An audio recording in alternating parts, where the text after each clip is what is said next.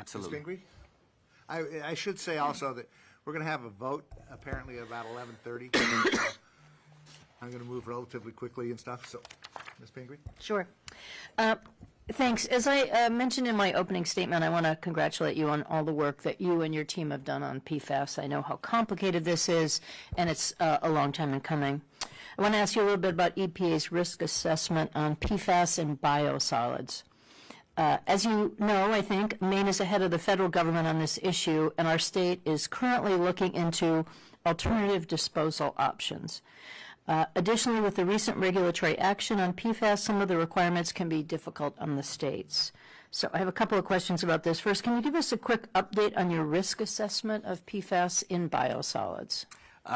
Yes, we are working on finalizing that risk assessment this year that will include a specific focus on certain PFAS that help us understand better the specific risk that it poses to farmers and the uptake in crops and livestock. So, we're working on that for this year.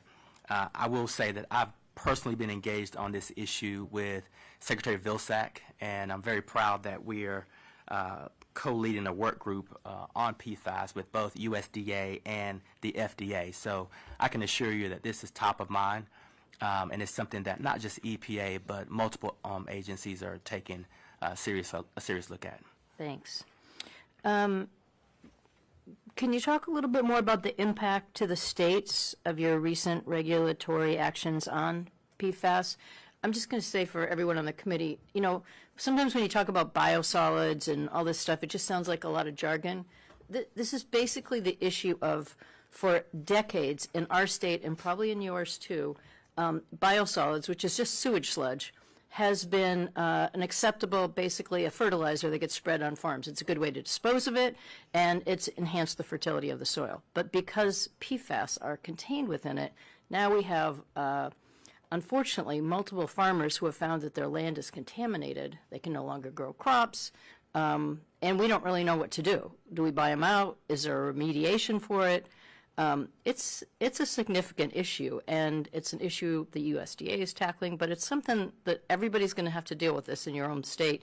We, unfortunately, were just a little bit ahead of the curve and started testing, and now our state legislature has, had to spend tens of millions of dollars already just to support the issue of farmers going out of business or having land that they've worked on forever that is no longer usable. Not only is their land contaminated, but in some cases, these are family members, little kids. People themselves are contaminated by their own soil and water. So that's just a little, it sounds sort of, what are you talking about, PFAS, biosolids?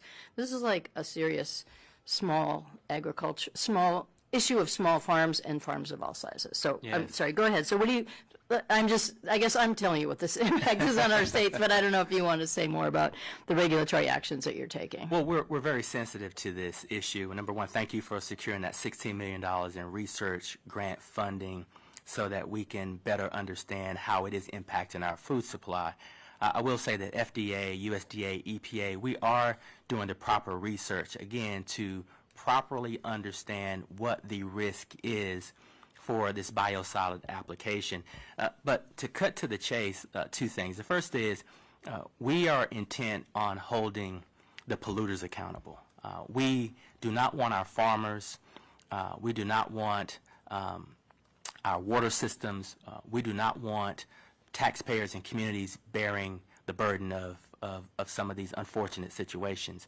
And so in terms of our regulations, we are tightening down our regulations to ensure in our drinking water that these forever chemicals are not making it into the bodies of our parents, our children, our grandparents, while also pursuing enforcement action for those who have put these into the environment. At EPA, we've worked really hard to look at our enforcement discretion opportunities there. And what we're doing is we're, again, looking at how we enforce the laws and ensuring that our farmers and our water utilities are not the unintended victims of any of EPA's actions to contain and regulate this pervasive and long-standing chemical. Well, thank you, and I really appreciate the work and the research that you're doing because, again, we don't know yet how to clean it up in the soil when it's already contaminating a farm. We don't know how to determine exactly what's an acceptable amount in a carrot or a head of lettuce or some hay that dairy cows might eat. And now, since we're no longer allowing sewage sludge to be spread on soil, on agricultural soil, which was the best way to dispose of it, we have a landfill issue. So now we're accumulating it in landfills, and our landfill operators are saying, what do you want us to do? Right. And we don't know how to deal with it or handle it. And again, like Maine, we're just a tiny little state, but we weren't the only ones that had to deal with PFAS. It's That's everywhere. Right. And so when it sounds like sort of an abstract notion, if it hasn't hit your state, you're going to learn about it. And if it hasn't hit your small farmers, you know, that's a hard conversation when you have to talk to a family that's been contaminated or somebody who's been working the land their whole life and now finds out that the stuff they're selling to their customers is no longer acceptable, that it's toxic. So anyway, I appreciate it very much. Sorry for going on that one question, but it's a really tricky issue, and I know you guys are working on it, but thank you for that. Thank you.